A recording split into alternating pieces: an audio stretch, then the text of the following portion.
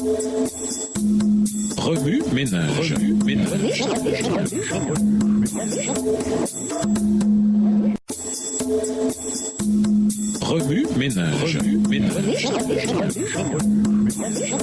Bienvenue dans votre émission Remue ménage. Nous voilà la leçon de dimanche. Intérioriser le début, la fin et tout ce qui se trouve entre les deux. Connaître Dieu est fondamental pour l'éducation à 3 niveaux spécifiques. Job 12, verset 13 déclare « Mais c'est chez Dieu qu'on trouve sagesse et pouvoir. C'est lui qui a savoir-faire et discernement. » Ce texte implique que la sagesse, le dessein et l'intelligence appartiennent à Dieu. Par conséquent, Dieu est le début de l'éducation et la fin de l'éducation. Lui ressembler est l'objectif et le dessein de la vie dans ce monde et dans le monde à venir. En plus d'être le début et la fin de l'éducation, Dieu est aussi le moyen de l'éducation. Il est tout ce qui se trouve entre les deux. Examinons plus en détail ces 3 niveaux. Dieu, la source. En termes clairs, la Bible souligne que Jésus-Christ est la source de tout ce que l'œuvre de l'éducation cherche à accomplir. En lui se trouvent cachés tous les trésors de la sagesse et de la connaissance divine. Colossiens 2, le verset 3. Jésus, fondement même de l'éducation, n'est pas qu'un avantage souhaitable. Il est plutôt le premier élément de l'éducation, élément ô combien nécessaire. La sagesse et la connaissance sont des trésors cachés stockés dans la personne de Jésus-Christ. La puissance humaine ne peut atteindre ces trésors par elle-même. La seule façon d'accéder à ces vertus fondamentales est de passer par la source qui est disposée à les partager. Ainsi, la première tâche de l'éducation doit être de présenter l'étudiant en quête de sagesse et de connaissance à Dieu, sa source. Dieu, l'objectif. Dieu a créé Adam et Ève à son image, son objectif étant qu'il lui ressemble. Genèse 1, les versets 26 à 29. Le jardin d'Éden était fondamentalement une école où le premier couple pouvait se développer physiquement, mentalement, spirituellement et acquérir une meilleure compréhension de la puissance de la sagesse et de l'amour de Dieu. L'objectif éducatif d'Adam et d'Ève, leur but dans la vie était de croître à l'image de Dieu. Bien que l'humanité soit tombée, cet objectif reste le même. Matthieu 5, le verset 48. L'éducation séculière, elle vise à donner aux élèves les moyens d'être, en fin de compte, des agents de paix et de bonté. Par le biais de la sécularisation de la société, les composantes religieuses et théologiques ont été lentement éliminées des institutions éducatives. Ces cercles de la société cherchent carrément à séparer les vertus du Christ de sa personne. Même si leur accomplissement est impossible sans lui, les nobles aspirations de l'éducation sont liées au Christ par les Écritures. Jean 14, verset 27, Matthieu 19, verset 17. En d'autres termes, si le but ultime de l'éducation doit un jour être atteint, il ne le sera que par l'accomplissement de la ressemblance avec le Christ. Dans cette perspective, l'éducation a un objectif ultime, être comme le Christ. Dieu, le moyen. Le chrétien peut facilement commettre l'erreur courante de penser que Dieu n'est nécessaire qu'au début du parcours éducatif et que l'étudiant doit développer par lui-même les outils pour devenir comme lui. Une autre erreur dans laquelle on peut tomber est de penser qu'une simple connaissance terrestre peut finalement conduire à une connaissance de Dieu. Les Écritures enseignent clairement que Dieu est non seulement le début et la fin de l'éducation, mais aussi le moyen par lequel nous utilisons ce qu'il nous donne pour devenir semblable à lui. La communion avec Dieu a été, est et sera la propre méthode d'éducation de Jésus. Avant la chute d'Adam et d'Ève, alors que le Christ parcourait les routes poussiéreuses de la terre avec ses disciples, et dans l'Éden à venir, l'éducation, c'était, c'est et ce sera la communion avec notre Créateur. Remue ménage, revenez à votre texte écrit et étudiez le passage. Encerclez les mots, expressions ou idées répétées. Soulignez les mots ou expressions qui sont importants et qui signifient quelque chose pour vous. Reliez par une flèche les mots ou expressions aux autres mots ou expressions associés au connexe. Mémorisez votre verset préféré tiré de Job 22, les versets 21 à 30.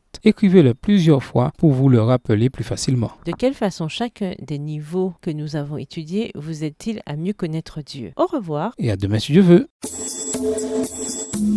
Remue ménage. Remue ménage.